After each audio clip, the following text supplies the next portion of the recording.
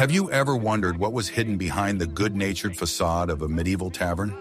We used to see them in movies as places of fun, songs, and light-hearted communication, but in reality, they were much more than just drinking establishments.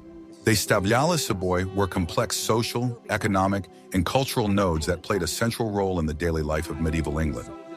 Are you ready to find out what secrets these walls held, what unwritten rules governed the behavior of visitors, and why an ordinary village tavern could be just as important and dangerous as a battlefield or a royal court? Get ready to plunge into a world where every sip of ale had its own price, every regular could hide a whole story behind him, and the atmosphere itself was permeated with the spirit of adventure and intrigue. Watch it through to the end in video to discover all the hidden secrets of medieval taverns that are rarely mentioned in the history books. The medieval tavern was an amazing place where the seemingly rigid social boundaries of feudal society were temporarily erased, but at the same time they manifested themselves in the most unexpected forms and nuances. Under one roof, people from all walks of life could gather, peasants tired of hard work in the fields and eager for a well-deserved rest, artisans discussing their latest products, their quality and demand in the market, traveling merchants bringing not only outlandish goods, but also exciting news from distant lands. And sometimes even small nobles or clerics who are looking for entertainment, privacy, or just an opportunity to communicate with ordinary people in order to be aware of their moods. A shared craving for hot, nutritious ale and informal socializing brought them together, creating a unique space where social roles could be slightly relaxed. Here, everyone could temporarily throw off the burden of their status and just be a person enjoying the moment. However, this did not mean complete equality or anarchist AI. Although everyone could be in the same room, their interaction was regulated by unspoken rules, ingrained habits, and centuries-old traditions. The peasant might sit next to the blacksmith, discussing common problems or exchanging jokes, and the merchant might sit next to the priest, sharing travel stories, but each was perfectly aware of their place in the social hierarchy and followed certain conventions. The nobles, if they visited taverns, often had separate, more private rooms or preferred to sit by the hearth, occupying the most honorable and warm places, thereby demonstrating their status and separating themselves from the main mass of visitors. Their presence usually created some tension, or, on the contrary, served as a reason for the tavern keeper's pride. Nevertheless, it was one of the few public places where members of different classes could communicate, exchange news, rumors, prices, crops, political events, and even make small deals or make connections, which allowed for an amazing social mixing and exchange of information. The tavern was a true social melting pot, where despite the differences in status, everyone was united by a common goal to relax, drink, and socialize. The atmosphere itself encouraged more open, if temporary, interaction, allowing people to be less constrained by the formalities of everyday life. This created a unique dynamic where people could temporarily forget about their social roles and simply enjoy each other's company, which was a rare and valuable opportunity in a strictly hierarchical society. Here, new ideas were born, alliances were formed, and rumors were tested. Disputes and discussions, from the most mundane to philosophical, were commonplace. Over a mug of ale, personal conflicts were resolved, sometimes turning into fights, but most often ending in reconciliation. The tavern was a place where all facets of human nature were displayed, from generosity and friendship to envy and deceit. It was a mirror of society, reflecting its ideals and vices, aspirations and fears. This multifaceted function made the tavern an integral part of every Englishman's life, regardless of their background. Taverns were also often places where you could meet members of the most marginalized strata of society, who could bring with them both valuable information and certain risks. They were vagabonds, beggars, deserters, former soldiers, who, having lost everything, sought shelter and food. Their presence, while creating a certain background, also facilitated the exchange of information, because these people were often the bearers of the latest news and rumors that spread from village to village. Despite the obvious differences in their circumstances, they all found temporary shelter in the tavern and an opportunity to feel part of something more than just lonely wanderers. Surprisingly, a significant part of medieval taverns, especially those called alehouses, alehouse, were run by women. These women were called alewife or brewer, and their role in medieval economics and social life was much more significant than is commonly believed, often remaining in the shadow of male professions. Brewing and selling ale was one of the few professions that gave women in medieval England significant economic independence, autonomy, and even a certain social status. Often women brewed ale directly in their homes, using family recipes and skills passed down from generation to generation, and then sold it to visitors, making their home a living center of social life. Their income could be quite substantial, allowing them to support their families, hire workers, and even purchase real estate. The quality of the ale directly depended on their skill, experience, and carefully guarded recipe. The successful and respected alewife could become a very wealthy and influential figure in her community, and her ale enjoyed fame far beyond the village limits. Not only did they provide the village and travelers with a basic supply that was safer than water and provided energy, but they also created jobs by hiring helpers to brew, serve ale, and serve visitors.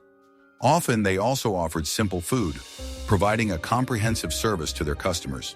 Their role was so important to the well-being of the community that they often had a say in local affairs, could participate in trade guilds, although not always on equal terms with men, and were respected members of society whose opinions were listened to.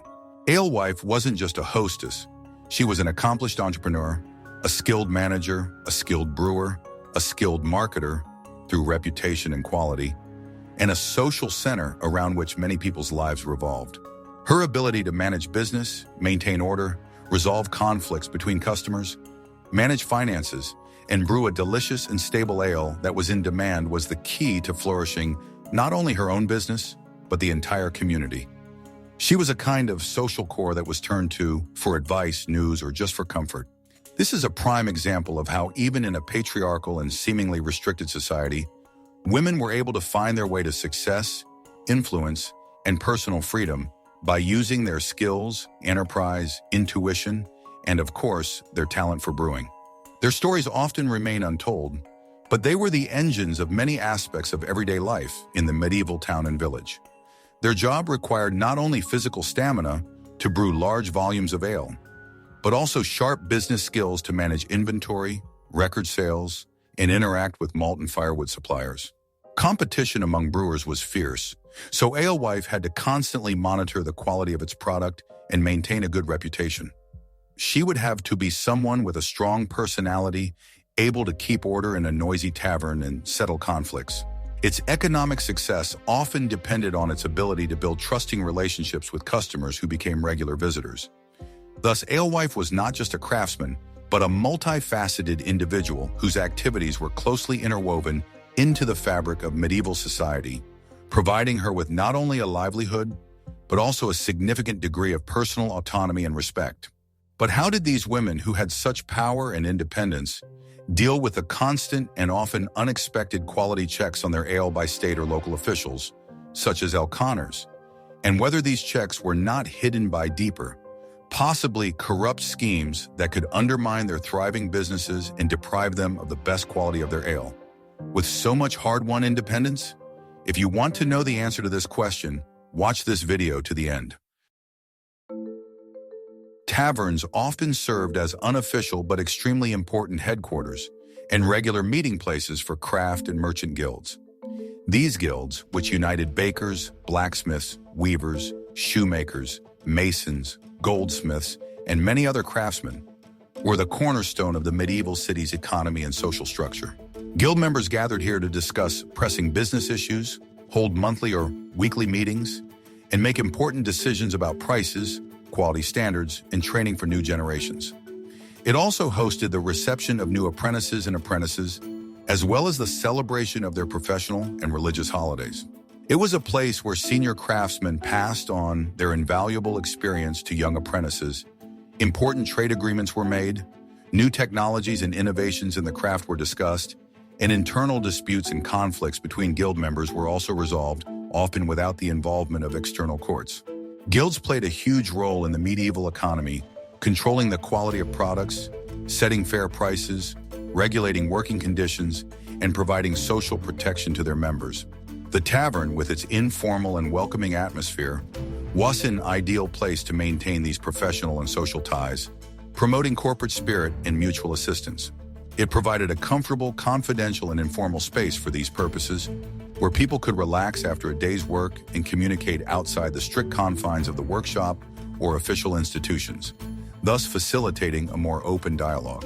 In addition to strictly business meetings, the taverns were also a place for social and ceremonial guild events, including lavish feasts, banquets, annual celebrations to mark the guild's patron saint's day, and sometimes even secret initiation rituals for new members who needed to prove their loyalty and skill.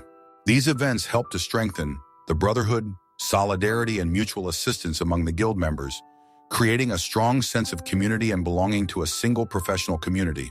The tavern thus served as unofficial offices, interest clubs, cultural centers, and even places of worship for professional communities, contributing to their cohesion, development, and preservation of their traditions. This deep integration of taverns into the guild structure underscores their central importance to medieval life, which goes far beyond a mere drinking establishment. They were places where the economic future of cities was shaped and centuries-old professional traditions were maintained. In an era when the vast majority of the population was illiterate, Tavern Signs played a vital, multifunctional role in identifying the establishment and attracting customers.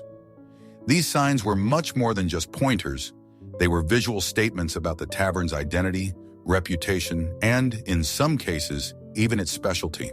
Each sign was unique, easily recognizable, and often depicted simple but memorable symbols. Animals, objects from everyday life or everyday life, for example, a majestic crown, a rotating wheel, a happy horseshoe, a sharp sword, a ringing bell, or astronomical symbols. These signs not only helped travelers and locals find the right tavern in a village or city where there were no street numbers, street signs, or maps in the modern sense, but also served as a kind of brand indicating the reputation, quality, and even possible specialization of the institution.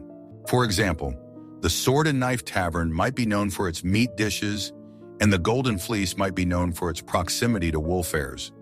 Creating and maintaining these signs was a whole art that required the skill of artisans, wood carvers, blacksmiths. They were often vividly painted with natural pigments, elaborately carved from solid wood or forged from metal, and sometimes supplemented with intricate details to maximize attention against the monotonous gray streets and simple houses. The tavern sign, often prominently displayed above the entrance, was the first impression a potential visitor received. It wasn't just a symbol, it was an important landmark in an unfamiliar area, an unspoken promise of hospitality, good ale, delicious food, and a friendly atmosphere inside. It gave a sense of security and predictability in an unpredictable world. These signs were not just eye-pleasing decorations. They were essential tools for navigation and early marketing, allowing even illiterate people to easily navigate the space, choose where to spend their time, and recognize establishments they trusted or heard good reviews about. Over time, some of these names and signs have become so well-known and recognizable that they have become real symbols passed down from generation to generation, surviving for centuries and becoming part of the cultural heritage. Many modern pubs in England still have medieval names, which attest to this long tradition. This indicates their indisputable importance in medieval society, where visual communication was key. The tavern sign wasn't just a sign, it was an emblem, a kind of passport to the establishment that spoke of its history, owners, and quality of service, even if not a single word was written. It connected the tavern to its past, its reputation, and its place in the heart of the community, creating a sense of stability and security in a rapidly changing world. Surprisingly, medieval taverns often functioned as unofficial but highly efficient post offices and messaging centers, representing the nervous system of an information network. In a world without a centralized postal service, which would come much later, and widely developed, secure roads, taverns became key nodes in an informal but constantly functioning communication system. This is where the paths of many people seeking information sharing converged. Travelers, itinerant merchants, pilgrims, messengers, government officials, and even itinerant actors, when stopping by the tavern for a holiday, might leave letters, small parcels, or oral messages intended for people living in other towns or villages, or for those who were to pass through the tavern later. Trust in the innkeeper was a critical element of this system. The innkeeper was usually one of the most informed people in the area, as he regularly interacted with everyone from peasants to lords and merchants. Being aware of all the movements and routes of his regular clients and visiting guests, he often acted as an intermediary, organizing the transfer of correspondence. He knew who was going where and could efficiently distribute emails by arranging delivery for a small fee or service. This system was a vital service at a time when the state postal system was very poorly developed or non-existent, and travel was long, dangerous, and unpredictable due to highwaymen, bad roads, and weather conditions. The tavern became a kind of hub or information hub where paths converged and diverged, and with them, in the flow of information, both official and unofficial.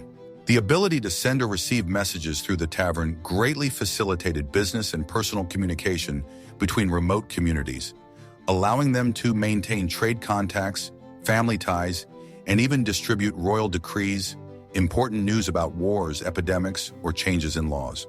It was a simple but surprisingly effective system based on personal connections, mutual assistance, and, above all, on trust in the innkeeper and his regular customers, who were often unwitting couriers.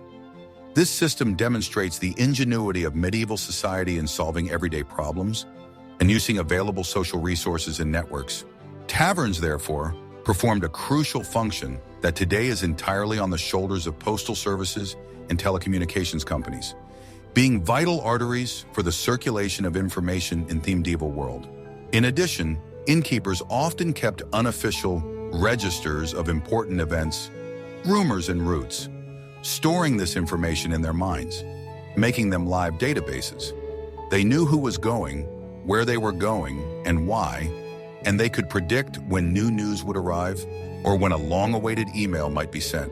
This informal but reliable communication system has helped maintain economic ties, promote social cohesion, and even promote political stability by enabling local authorities to receive information from the center and pass it on. Without this network of taverns, information exchange would be extremely difficult, which could lead to even greater isolation of communities and slow down development.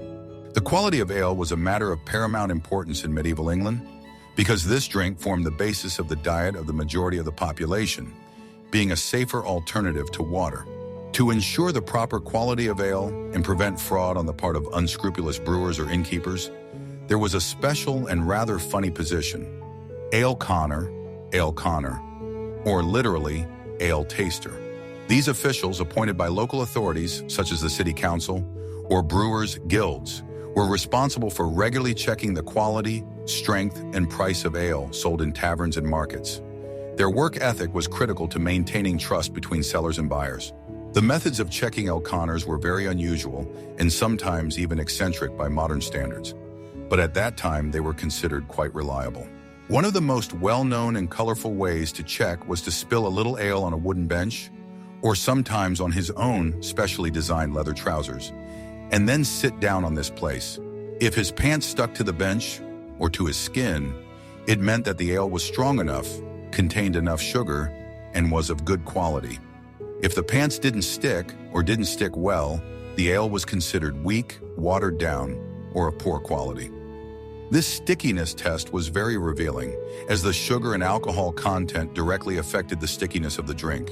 Such a system, while seemingly primitive and even comical, was a surprisingly effective way to guarantee customers a certain standard of quality and protect them from unscrupulous sellers who might dilute ale with water or use substandard ingredients. In addition to the stick tests, ale conners were also able to assess the taste, smell, color, and transparency of ale. Their sense of smell and taste receptors were the main control tools. If the ale was too weak, low quality, or the price did not match the declared quality, the innkeeper could be fined, forced to reduce the price of a low-quality product, or even temporarily revoke the license to sell. These measures were quite strict and served as a good incentive to maintain high standards. This practice emphasizes concern for the consumer and the desire to maintain order and justice even in such a seemingly simple area as the sale of ale, demonstrating that medieval society had its own, albeit unusual, but effective mechanisms for controlling and regulating the market. El Connor's role was not only a technical one, it was a position that required integrity, since the innkeeper's well-being and customer satisfaction depended on his decision. But how honest and incorruptible were these ale conners? And could they not have been bribed by unscrupulous innkeepers to overlook the poor quality of the ale, which led to deceiving ordinary peasants, undermining confidence in the system, and endangering the health of consumers? If you want to know the answer to this question, watch this video to the end. In medieval England, where mass literacy was rare and printed books did not yet exist in the modern sense, the tavern was a vital center for the preservation, transmission, and dissemination of oral tradition. It was not just a source of entertainment, but also the main channel for learning, preserving history, and forming cultural identity. Traveling minstrels, bards, storytellers, and simply talented storytellers from among the locals gathered here to share stories, songs, ballads, epic poems, chivalrous romances, and local legends. These performances were the main source of entertainment, education, and information for the vast majority of the population who did not have access to written and electronic resources. People came to the tavern not only to drink ale and chat, but also to listen to exciting stories that transported them to the world of adventure and fantasy, helping them forget about the difficulties of everyday life. Stories about the heroic deeds of kings and knights, such as King Arthur or Robin Hood, the adventures of saints and the miracles performed by them, tragic love stories passed down by word of mouth, as well as local traditions, anecdotes, jokes, and instructive fables were passed down by word of mouth, preserving the cultural heritage and forming the collective memory of the community. Through these stories, people learned about their history, moral values, and ideals. Many of these oral histories were later recorded and became the basis for well-known literary works. The tavern was a place where people could hear news from distant lands, learn about the exploits and adventures that had taken place outside of their village, or just enjoy a good song that lifted their spirits after a hard day's work. The atmosphere of the tavern, filled with the warmth of the hearth, the smell of ale, and the voices of people, created ideal conditions for such performances. The audience, sitting comfortably by the fireplace or at wooden tables, listened with fascination to the stories, laughed at jokes, and empathized with the heroes of Baldy. This contributed to the development of a rich, dynamic, and interactive oral culture that not only brought people together, but also strengthened the sense of community, as everyone shared the emotions evoked by masterfully told stories. People shared their impressions, discussed what they had heard, and sometimes supplemented stories themselves or created new versions. The tavern thus served as a kind of folk theater, concert hall, living library, and university at the same time, where everyone could find something for the soul, mind, and heart, and where history and culture itself came to life in words and melodies. In this bustling and welcoming space, values, knowledge, and entertainment that were unavailable elsewhere were preserved and passed on. It was a cradle of collective imagination and memory, a place where the past connected with the present through living words and music. Minstrels and storytellers were not just entertainers. They were keepers of culture, traveling encyclopedias, and news bulletins whose arrival at the tavern was a real event to look forward to. Their performances brought bright colors and new impressions to the monotonous life of peasants and artisans, making the tavern a real center of cultural life. Despite all their positive and socially significant functions, some taverns could also be unofficial, but very active centers for illegal or shadow trade. This was a dark but integral part of their existence, reflecting the realities of medieval society where the law was not always omnipotent. There could be transactions for the sale of contraband goods that evaded royal taxes and duties, or the exchange of questionable items such as stolen cattle, valuable property, or goods obtained illegally. In remote areas where the control of central or local authorities was weak, or on busy trade routes located away from major cities, taverns became convenient and relatively anonymous places for such operations. They provided shelter, privacy, and the ability to quickly hide in the event of unwanted faces. This doesn't mean that all taverns were hotbeds of crime, but those that were located in strategic locations at road junctions, in port cities, or on county borders where it was easier to transport goods without being noticed, could attract people with dubious reputations: thieves, robbers, smugglers, and other lawbreakers. The innkeeper may have turned a blind eye to some of the deals, taking a share of the profits in the form of kickbacks, or simply preferred not to interfere in order to avoid problems with influential, if not entirely legitimate, customers who could be dangerous. Sometimes the innkeeper himself could be involved in these schemes, acting as a middleman or keeper of contraband. The shady side added a certain aura of mystery, risk, and even danger to the taverns, making them a place where you could find not only ale and food, but also the opportunity to quickly earn money or get goods that were not available through official channels or sold at higher prices. Such operations were often performed at night or in the nooks and crannies of a tavern, away from prying eyes. This demonstrates that even in medieval society, there was a complex shadow economy, and taverns played a role in it, providing a platform for various, sometimes not entirely legal operations, which spoke about the ingenuity of people in circumventing the rules and finding opportunities for survival or enrichment. There was always a risk in such places, but for many it was justified by the potential benefits. Sometimes prohibited goods were sold through the taverns, such as certain types of weapons or rare exotic items that were not allowed for official trade. The innkeeper, as a person who constantly interacted with a wide variety of sectors of society, could be an ideal intermediary for such transactions, bringing buyers and sellers who would otherwise never have met. This secret network, while dangerous, was vital to those who could not or would not resort to official methods. It showed that even in the face of strict rules and laws, there were always loopholes and opportunities for those who were willing to take risks. But how often did honest innkeepers unwittingly become complicit in crimes due to pressure or threats? And how did they try to protect themselves and their establishment from the dangerous consequences of such secret transactions? If you want to know the answer to this question, watch this video to the end. In addition to official courts and ecclesiastical tribunals, the tavern often served as an informal but highly influential court of public opinion. When access to official justice was difficult, expensive, or simply too slow for ordinary people, the tavern became a platform for resolving everyday conflicts.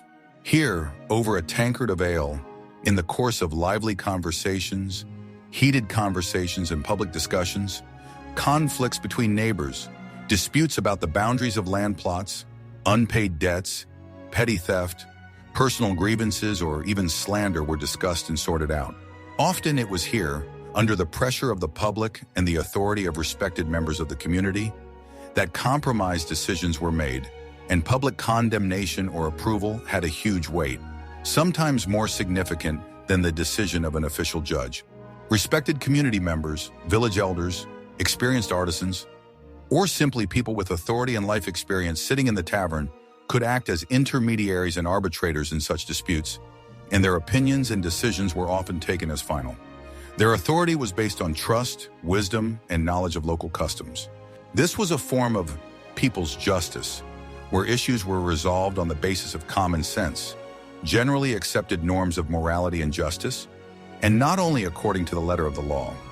If someone violated social norms, behaved dishonestly, was caught cheating, systematically failed to pay their debts, or showed aggression, their behavior was immediately discussed and condemned in the tavern. This could lead to social ostracism, isolation from the community, and loss of trust, which for a medieval person whose life and survival depended on community ties and mutual assistance was a punishment no less, and sometimes even more severe than an official fine or imprisonment. No one wants to be rejected by their community, lose their reputation, and be left without support.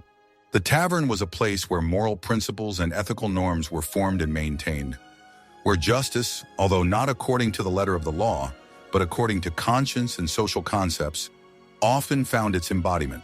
This demonstrates how strong social ties were and how important it was to maintain a good reputation in medieval society, where the spoken word, public censure, and public awareness of actions were powerful tools of control. This court of public opinion was an effective mechanism for maintaining order and harmony in the community, preventing more serious conflicts and promoting peaceful coexistence. It was a manifestation of grassroots democracy where everyone had the right to speak out and collective opinion had real power. Medieval taverns did not remain static institutions. They were constantly evolving and adapting to the changing needs of society and economic conditions. This transformation process was slow but steady, reflecting the dynamics of the medieval world itself. Initially, these were fairly simple houses or even parts of living quarters, often run by female brewers, where ale was brewed and sold, providing only basic amenities, a place to sit by the hearth, and possibly a simple snack, such as bread and cheese. They were essentially home-based businesses aimed at the local community, where farmers and artisans would drop in after a hard day's work. However, over time, as cities grew, trade developed, and the flow of travelers, merchants, pilgrims, soldiers, royal messengers, and ordinary travelers, increased, the taverns developed into much more complex and multifunctional establishments. They began to offer a wide range of services, from simple but nutritious food that can satisfy the hunger after a long journey, to a full night's sleep in cozy rooms equipped with beds and candles. In addition, the taverns provided a variety of entertainment, such as board games, gambling, minstrel performances, songs, and fascinating stories, as well as vital messaging services, playing the role of unofficial post offices. This transformation was a direct response to the growing demand from an increasingly mobile and urbanized population for reliable places to relax and share information. This evolution reflects the growth and complexity of medieval society, as well as the growing need for places to relax, socialize, do business, and receive information in the absence of a well-developed public infrastructure. Larger taverns, especially those located along major trade routes or in burgeoning cities, were transformed into full-fledged inns. They had extensive stables for travelers, horses where they could feed and care for their animals, and many separate sleeping rooms that provided privacy, large communal dining rooms with a lively atmosphere, and even private gardens or courtyards for recreation and various activities such as fencing, archery, or cockfighting. They became mini hotels, transport hubs, exchanges, and business centers, where you could not only eat and spend the night, but also exchange news, make an important deal, find fellow travelers, or hire a guide or security guard for further travel. The taverns were a true mirror of their era, sensitively reflecting the economic changes, social shifts, and cultural characteristics of each medieval period. Their continuous development is a story of adaptation and innovation, which shows how simple establishments can become an integral, multifaceted part of everyday life, providing an ever-expanding range of services and becoming essential elements of social infrastructure. From a modest drinking house that served only local residents to a bustling inn that could host dozens of travelers and their horses, their journey was a symbol of the dynamism of the medieval world. This demonstrates that even in the seemingly static Middle Ages, significant changes took place, and taverns were at the forefront of these changes, adapting to the needs of people and time, and often even ahead of them. It is this exceptional adaptability and versatility that has ensured the taverns' longevity and made them one of the most recognizable and important symbols of medieval England, leaving a deep mark on history and culture. Thus, the medieval tavern was not just a place for drinking, but a complex, dynamic, and multifunctional social institution that is an integral part of every person's life. It was a vital hub for the community, serving as an information desk, meeting place, overnight accommodation, entertainment, and even a shelter for those seeking temporary respite. Each corner of this mysterious and bustling monastery kept its own secrets, and each visitor brought its own unique story. We saw how ale was not just a drink, but a mainstay of nutrition and a source of calories, how food gave strength for survival, and games helped to distract from the harsh routine of everyday life. We learned how important the innkeeper was as an organizer and intermediary, and how the tavern became a home away from home for many travelers. If you were able to see behind the noisy facade of the tavern, its true, multifaceted significance for medieval man, and understand its depth, then this video has achieved its goal. Don't forget to like this video if you enjoyed this fascinating historical excursion, and subscribe to our channels so that you don't miss new, exciting, and full of discoveries about the past that will help you take a fresh look at history.